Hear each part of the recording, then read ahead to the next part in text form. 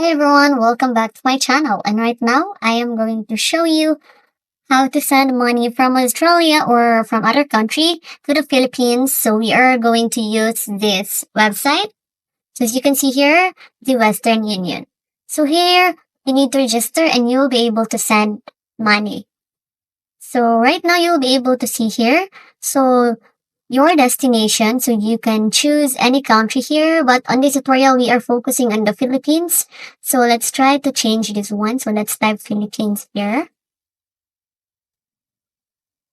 So you will be also, you can also convert it automatically. You just need to type the amount and it will convert.